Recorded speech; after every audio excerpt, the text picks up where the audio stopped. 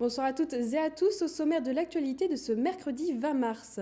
Le Sud-Alsace s'engage pour le développement de l'industrie. Il est le premier territoire français à signer le contrat territoire d'industrie lancé par le gouvernement pour redynamiser le secteur. De la campagne à la ville, la ferme se fait une place dans le paysage urbain. Exemple avec l'îlot de la Méno qui cultive les fruits et légumes au cœur du quartier. Et puis, pour le coup d'envoi du Festival de la langue régionale, une visite franco-alsacienne était organisée cet après-midi au musée alsacien de Strasbourg. Mais pour commencer, les Gilets jaunes d'Erstein ont rendu les conclusions de leur consultation citoyenne. Début février, ils ont distribué 11 000 questionnaires dans les boîtes aux lettres de 19 communes du pays d'Erstein. L'enjeu, participer au grand débat national à leur manière en rassemblant les doléances des citoyens. Au total, 455 questionnaires ont été complétés. Une copie de cette synthèse sera remise au gouvernement et aux députés sénateurs du Bas-Rhin. On écoute Lionel Lutz, Gilets jaunes à l'initiative de ce projet. Les grandes lignes de cette synthèse sont vraiment multiples. Évidemment, le pouvoir d'achat ressort de façon importante, mais pas uniquement. Il y a également beaucoup de préoccupations au niveau de la fiscalité, on le savait, au niveau également de la citoyenneté, de la représentation, de la représentativité. C'est aussi l'absence ou la disparition des services publics, que ce soit en milieu urbain, mais surtout évidemment en ruralité. Les hôpitaux, les unités hospitalières qui ferment, les classes dans les écoles publiques qui sont regroupées. Quel avenir pour l'industrie du Sud-Alsace? Lundi, les représentants de l'État et de la région, les intercommunalités situées autour de Mulhouse et leurs industriels se sont réunis pour signer un contrat qui fait du Sud-Alsace un territoire d'industrie. Lancée par l'État, cette initiative vise à promouvoir et développer l'industrie dans plus de 120 territoires en France. Exemple avec l'entreprise Schlumberger à Guebwiller, le leader mondial de la fileuse développe l'emploi au sein de son usine. Fanny Kunz et Marine Zis.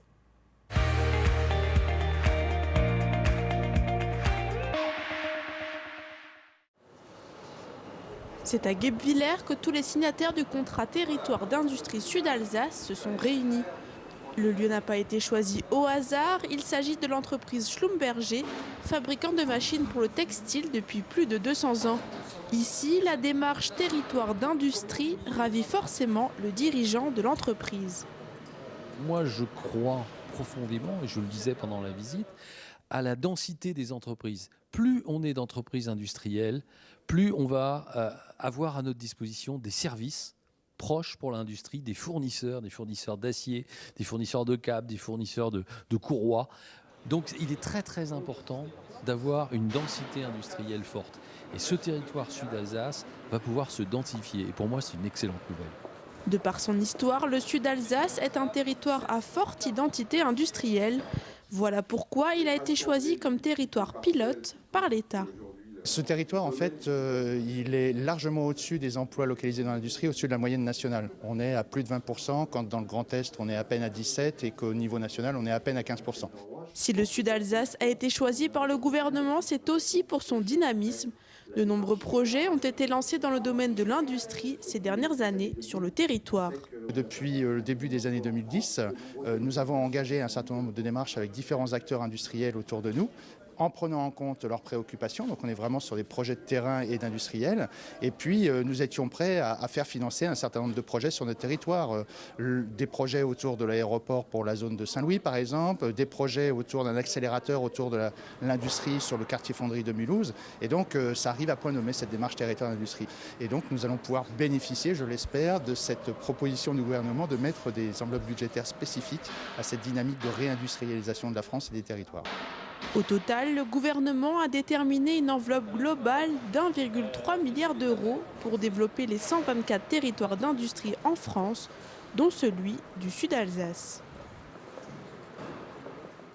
Des terres agricoles enclavées dans la ville pour être encore plus proches des consommateurs. C'est le pari de l'îlot de la Méno. Installée depuis 2014, c'est l'unique ferme urbaine de la capitale alsacienne. Dans le quartier, l'exploitation qui favorise les circuits courts séduit. Reportage de Cécile Motz.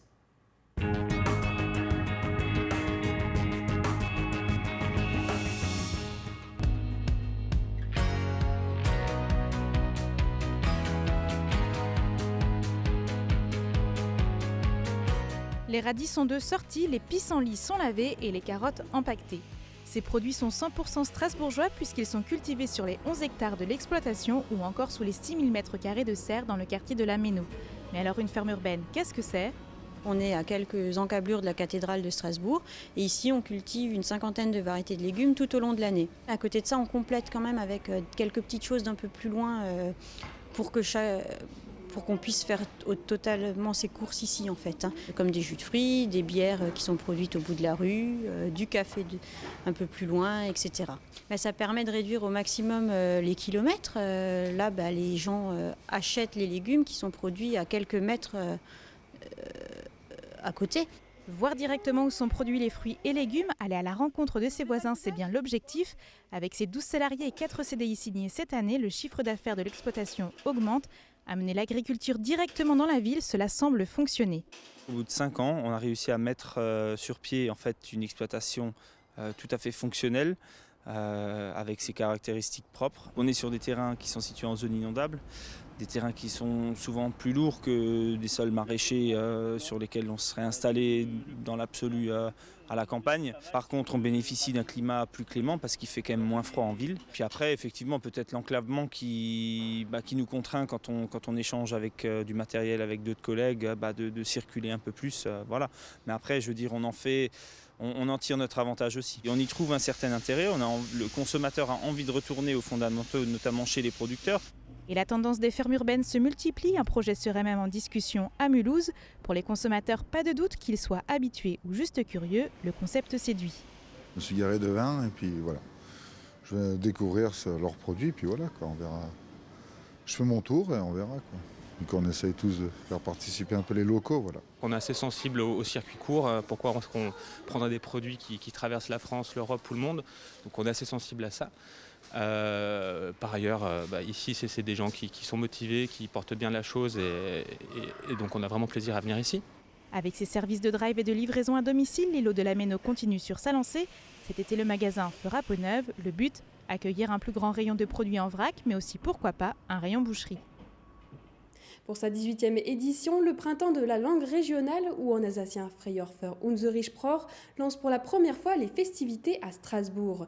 Du 20 au 30 mars, l'Office pour la langue et les cultures d'Alsace et de Moselle, mais aussi la ville de Strasbourg, mettent à l'honneur la langue alsacienne. Pour le coup d'envoi du festival, une visite atypique était proposée aux aficionados de la langue alsacienne. Cécile Motz.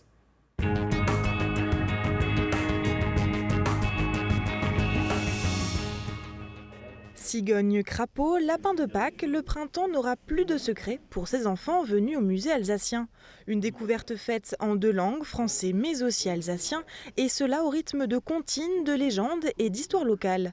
Le jeune public a donc pu découvrir la langue régionale et ses traditions, et c'est avec cette visite que débute le festival Freijahr für unsere Sprache.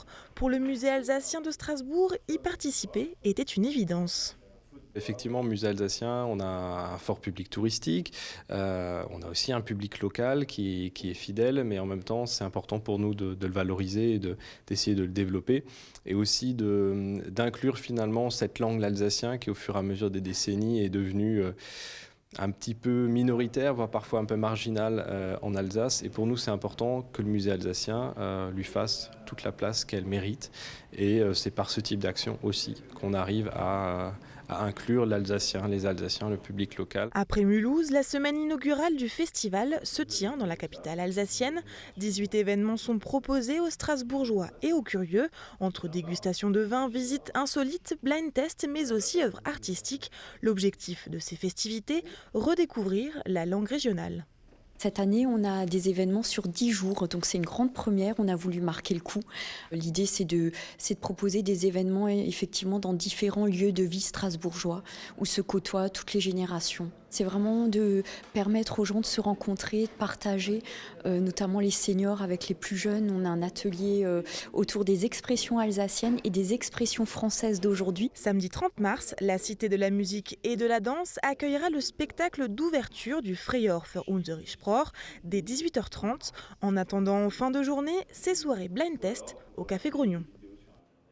À l'ère du numérique, le digital s'invite dans les cuisines des restaurants et dans les hôtels. À Paris, les professionnels du secteur se sont donné rendez-vous au Food Hotel Tech. Parmi les 180 exposants, des entreprises alsaciennes étaient présentes. Nora Borewa est partie à leur rencontre.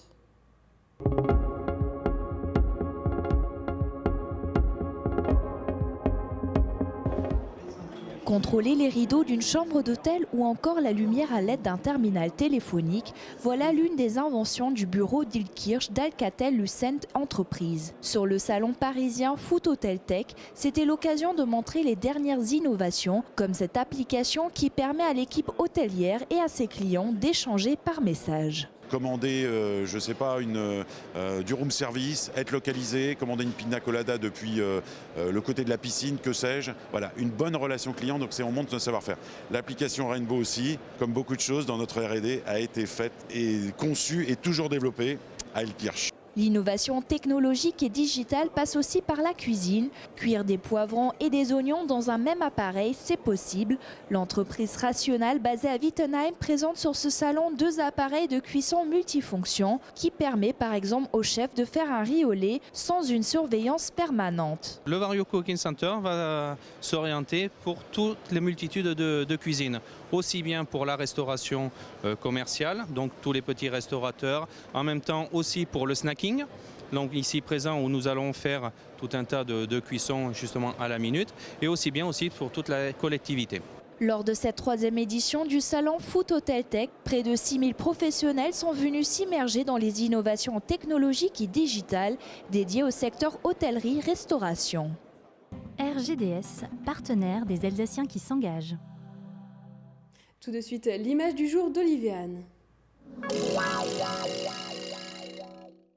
Alors que le ministère vient à peine de dévoiler le classement des lycées pour les résultats au bac, certains agents immobiliers ont déjà saisi l'occasion pour réaliser un coup de communication.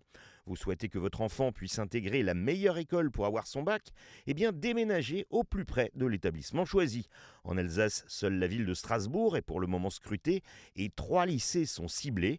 Pour aller au lycée des Pontonniers, cherchez un appartement rue de l'Université.